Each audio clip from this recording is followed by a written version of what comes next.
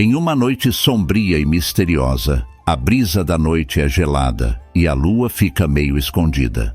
Nesta noite, os assassinos se movem silenciosamente, como sombras. O nosso protagonista, Raon, é um deles.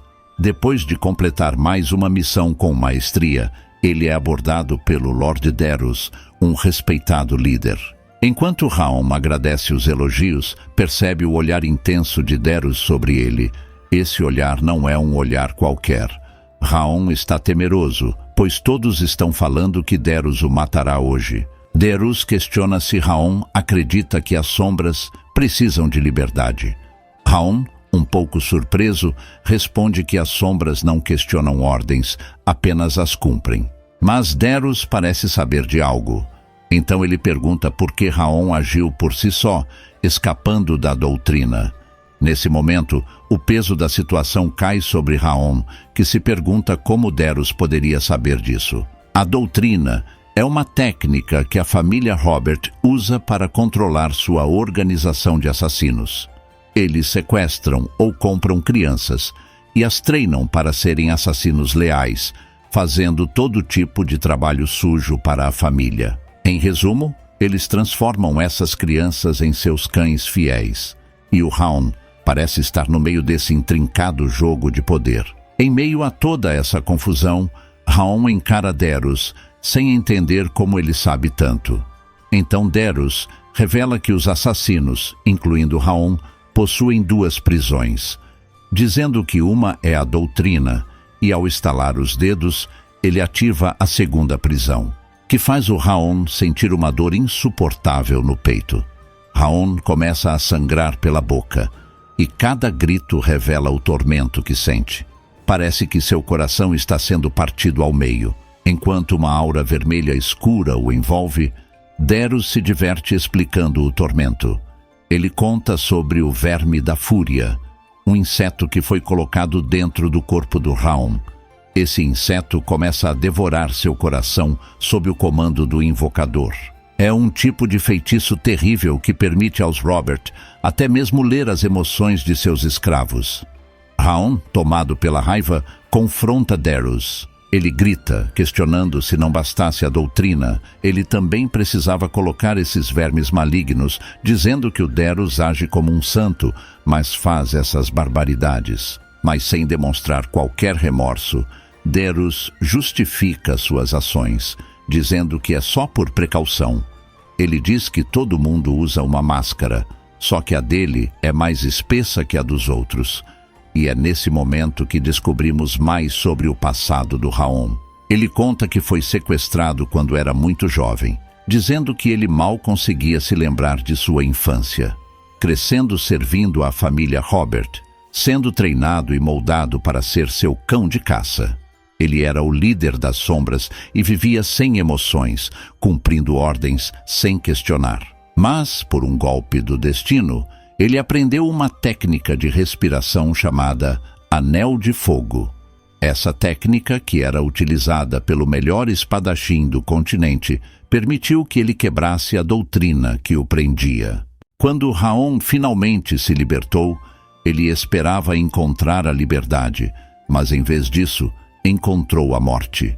Em meio ao desespero, ele começa a questionar sua existência e os pecados que poderia ter cometido para merecer tal destino. Mas uma força dentro dele se acende.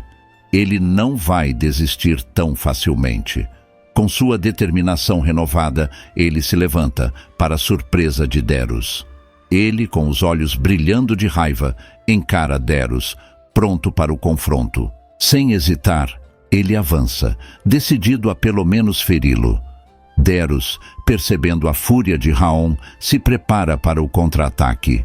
E em um movimento rápido, ele desfere um golpe letal e em um piscar de olhos, vemos o corpo de Raon sendo atingido por uma lâmina afiada. O cenário é de puro horror. Sangue espirra e a cabeça do Raon rola pelo chão. Seus olhos mostram um vazio profundo. Derus, pensativo, observa o corpo caído. Ele acreditava ter controlado tudo, mas ficou surpreso ao ver que Raon tinha conseguido superar a doutrina e ainda o atacar. mesmo sob o efeito agonizante do verme da fúria. Ao se afastar, ele percebe um corte em sua mão e se irrita, pensando em quanto tempo fazia desde que foi ferido pela última vez, principalmente por um de seus próprios subordinados. Outros assassinos e servos chegam rapidamente ao local, a mando de Deros, para limpar a cena.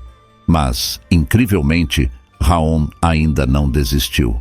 Mesmo à beira da morte, seus olhos continuam fixos em Deros, que se afasta lentamente. Raon, por um momento, se perde em pensamentos de desespero, acreditando que não havia chance de vencer. Então ele começa a se resignar, pensando que talvez não houvesse nada que ele pudesse fazer. No entanto, antes de se entregar completamente, um lampejo de determinação surge em seus olhos. Ele lamenta ter vivido uma vida sem propósito, sendo humilhado e manipulado. Ele se arrepende de não ter completado o Anel de Fogo. Com uma voz cheia de desespero, ele grita que, não importa se for um demônio ou um deus, ele deseja se vingar. E nesse exato momento, um amuleto começa a brilhar intensamente ao seu lado, e uma janela de sistema aparece, indicando que ele foi escolhido por uma entidade chamada Ira, e que seu corpo será possuído. Mas a janela muda para a cor vermelha, sinalizando que o corpo do hospedeiro já está morto. O sistema entra em colapso, mostrando um erro na tela. Aí o cenário muda completamente. Estamos em um campo ensolarado, com pássaros cantando e o sol brilhando intensamente. Uma mulher segura um brinquedo, enquanto chama alguém de querido. Um bebê estende as mãos para ela, tentando falar alguma coisa. A mulher, encantada, o pega no colo, mas o bebê parece um pouco desconfortável. Assim nos é revelado que o bebê é o Raon. Ele nos conta que a mulher que o segura é a Sylvia e que ainda não consegue acreditar que foi reencarnado como filho dela. Com todas as memórias intactas de sua vida passada como assassino, ele pensou que tudo era apenas um sonho.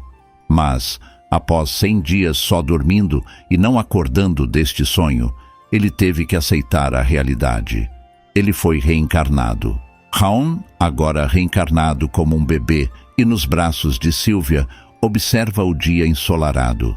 Sylvia comenta sobre o belo dia e expressa o desejo de que o patriarca da família retorne logo para dar um nome apropriado a ele. Raon, com seu orgulho de um grande assassino, pensa que não pode continuar sem nome, sendo chamado somente de querido para sempre, e nota que o patriarca, apesar de sua importância, ainda não deu as caras em 100 dias. Mesmo com sua nova forma, Raon percebe que reencarnou em uma família rica e influente. Ele reflete sobre como é mais vantajoso nascer em uma família poderosa do que em uma comum. Afinal, ele ainda tem um desejo ardente de vingança que queima em sua mente. No entanto, ele sabe que precisa ser paciente, pois ele não tem certeza de onde está, qual é a posição exata dessa família ou qual situação ele enfrenta agora, após se lembrar de que, em sua vida anterior, não conseguiu completar o Anel de Fogo. Para obter sua vingança, ele entende que precisa conter suas emoções e esperar o momento certo. Enquanto isso, o pequeno Raon observa a majestosa mansão à sua volta, imaginando se essa família é ainda mais influente do que parece. Mas, subitamente, algo desvia sua atenção. Uma das empregadas chega correndo anunciando a chegada do patriarca. Sylvia parece surpresa e um tanto ansiosa ao saber que seu pai está de volta. Enquanto isso, o pequeno Raon tenta entender a situação, deduzindo que o patriarca deve ser seu avô. Então Sylvia começa a se agitar, querendo se preparar para a chegada do patriarca, mas a empregada informa que já é tarde demais, pois ele já está ali. O ambiente fica ainda mais tenso. Sylvia e a empregada parecem paralisadas, e Raon sente essa mudança, ficando intrigado com a pressão que paira no ar. Uma voz anuncia a entrada do patriarca e as portas se abrem, revelando um homem imponente, acompanhado por 2 guardas. A mera presença do homem é avassaladora e até Raon, em sua forma de bebê, sente a intensidade disso. O homem, vestido com uma túnica majestosa, entra na sala, fazendo o pequeno Raon murmurar com sua voz infantil. Sylvia, com toda a reverência, saúda seu pai. Ele, com uma barba bem cuidada, olha para Sylvia e pergunta se o bebê que ela segura é seu neto. Raon observa atentamente, notando os cabelos loiros dourados do homem, seus olhos vermelhos como chamas e sua aura gélida e dominadora. Rapidamente, ele o reconhece. É Glenn Sighart, conhecido como o Rei do Norte e o aniquilador deste continente. O jovem protagonista, ainda em sua forma de bebê, parece preocupado e surpreso ao mesmo tempo. Ele não consegue acreditar que, de todas as famílias, foi reencarnado na mais poderosa de todas.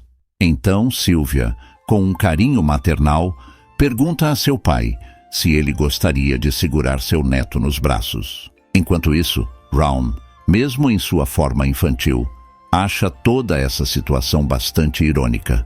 Glenn, sempre com sua postura imponente, sugere que o bebê seja chamado de Raon, explicando que o nome significa viver como uma sombra, como se o guerreiro estivesse lá, mas ao mesmo tempo não estivesse. Raon, o bebê, fica surpreso ao ouvir isso. Ele mal consegue acreditar que recebeu o mesmo nome de sua vida anterior. Quando a noite cai, a luz do luar penetra suavemente o quarto. Raon, apesar de parecer profundamente adormecido em seu berço, está, na verdade, bem acordado, questionando se todos já foram dormir. Ele se senta, refletindo sobre os últimos 100 dias, pois sempre que acordava, Sylvia estava lá, pronta para aconchegá-lo. Isso nunca lhe deu uma chance de usar sua mana, mas agora, pela primeira vez, ele tem seu próprio espaço. Com um suspiro de alívio, Raon pensa que é hora de começar. Ele se ajeita, cruzando as pernas, adotando uma postura específica para invocar a habilidade do Anel de Fogo. Ele explica que, neste continente, o método de treinamento convencional envolve estilos de respiração. Uma pessoa absorve a energia da natureza e concentra a aura em seu centro energético. No entanto, os anéis de fogo que ele possui seguem um caminho diferente, pois quando um feiticeiro usa essa técnica, ele cria círculos de mana. Essa magia cria um anel circular em volta do coração, aumentando suas habilidades físicas e técnicas de manipulação de mana. Por causa disso, essa técnica de respiração é a melhor para se tornar um guerreiro. Além de que quase ninguém é capaz de detectar este anel em volta do coração, citando que até mesmo um gênio como Deros não foi capaz de detectá-la. Ele acredita que, usando o Anel de Fogo, pode aumentar tanto sua mentalidade quanto seu corpo físico, ansiando que, após dominar a esgrima da família Sighart, derrotar e se vingar de Deros Robert não será apenas um sonho. Ao analisar sua situação, ele se mostra preocupado, porque seu corpo prematuro está cheio de energia fria que está bloqueando seus círculos de mana, o fazendo se sentir gelado, mesmo depois de dormir por mais de 20 horas. Fechando os olhos para avaliar melhor a situação, ele percebe que 9 de seus circuitos estão bloqueados pelo frio. Ele sabe que precisa romper esses bloqueios usando o Anel de Fogo.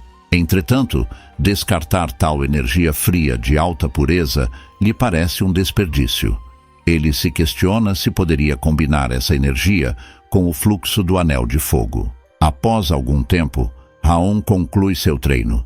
Embora ache que está progredindo lentamente, ele percebe que está evoluindo bem.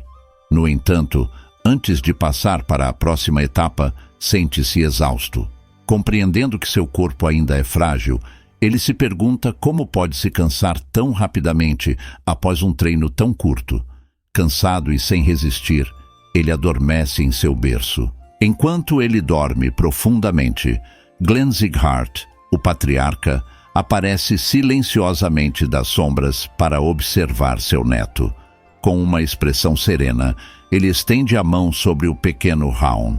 A cabeça do Raon brilha sob a influência da mão de Glenn, e pequenas faíscas de energia cintilam em torno dele. Assim a noite dá lugar ao dia, e os raios do sol iluminam a janela da imensa e luxuosa mansão.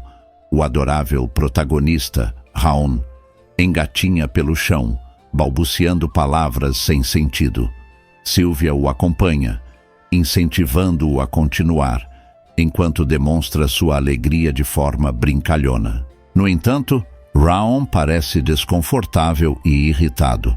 Ele pensa em como é difícil agir como um bebê tendo a mente de um adulto, e como isso o faz desejar escapar dessa situação. Sylvia, por sua vez, está encantada com cada movimento de seu filho, sempre pronta para abraçá-lo e chamá-lo por apelidos carinhosos. Nosso pequeno protagonista, contudo, fica cada vez mais impaciente, chegando a pensar que enfrentar a energia fria seria mais fácil do que isso. Enquanto essa interação continua, uma voz distinta chama por Sylvia. Imediatamente, sua atenção se volta para a origem da voz, e seu rosto se ilumina ao reconhecer a pessoa. Ela se refere a ele como o Santo. O tal santo faz uma reverência em sinal de respeito e pede a Sylvia que o chame simplesmente de Senhor. Raon observa o homem com curiosidade. Ele se pergunta se aquele é o tão falado Santo Maltrapilho. Compartilhando mais informações sobre o personagem, Raon nos conta que esse santo possui técnicas medicinais divinas e é conhecido por suas habilidades curativas, onde se ouve falar de suas habilidades até mesmo nos confins do mundo. Apesar de ser o curandeiro mais famoso do continente, muitos não conseguem vê-lo devido ao seu espírito inquieto e sua constante vontade de viajar. Chegando perto, ele observa Raon, comentando que veio ver Sylvia após saber do nascimento do seu bebê. Ele pega Raon no colo, examinando-o atentamente, e elogia os olhos vermelhos e os cabelos loiros que o menino herdou de sua bela mãe. Ao ser questionada sobre o nome da criança, Sylvia hesita antes de responder que o nome dele é Raon. O santo parece surpreso, questionando se eles escolheram esse nome sabendo que significa sombra. Sylvia confirma, um pouco hesitante. O santo expressa sua decepção, sem entender o que Glenn estava pensando ao dar esse nome ao garoto. Raon observa a interação, percebendo a familiaridade entre os dois. Ele se lembra de rumores que ouviu em sua vida anterior, dizendo que Glenn, o Rei do Norte, era amigo do Santo Maltrapilho, o que agora parecia ser verdade. No entanto, enquanto o santo segura Raon com firmeza, ele coloca sua mão sobre o corpo do bebê, e uma estranha energia começa a fluir e brilhar em torno do Raon. O santo percebe algo errado, como é evidente por sua expressão preocupada. Sylvia também percebe e questiona o santo sobre o que ele viu. O santo revela para Sylvia que o pequeno Raon possui a maldição do gelo, explicando que os circuitos de energia do bebê foram bloqueados por uma energia de gelo. Ele diz que, se tratado logo cedo, ele não morrerá, apesar de ser impossível de se tornar um guerreiro. Mas, se deixado sem tratamento, o bebê não viverá por muito tempo. Sylvia, em choque, não consegue acreditar no que escuta e acusa o santo de mentir. Enquanto o santo fala sobre iniciar o tratamento e escrever uma prescrição, uma voz o interrompe. Uma empregada entra rapidamente no cenário, informando que o patriarca, Glenn Sighart, está à procura dele. O santo responde que irá após terminar a conversa, mas a empregada insiste que é urgente. Cedendo ao pedido, o santo vai comentando sobre o péssimo timing do patriarca. Raon reflete sobre a situação. Ele acredita que desde que consiga completar o anel de fogo a tempo, essa maldição não será um problema. Entretanto, seus pensamentos são interrompidos quando uma lágrima cai em seu rosto. Ele olha para Sylvia, que chora, ainda tentando processar a dura realidade sobre a saúde de seu filho. Sylvia, dominada pela emoção, não consegue aceitar o destino do Raon. Ela cai no chão, abraçando-o firmemente, enquanto promete fazer de tudo para salvá-lo. A tristeza e o desespero a tomam por completo, e seus silenciosos soluços logo se transformam em gritos de dor. Enquanto isso, Raon sente uma dor no coração, uma emoção que ele não consegue compreender completamente. Ele observa Sylvia e pela primeira vez tenta confortá-la, tocando seu rosto e, com esforço, pronunciando a palavra mamãe. Do outro lado, Glenn estava em uma conversa séria com o santo quando um alvoroço do outro quarto chama a atenção de ambos. Os gritos e choros de Sylvia podiam ser ouvidos.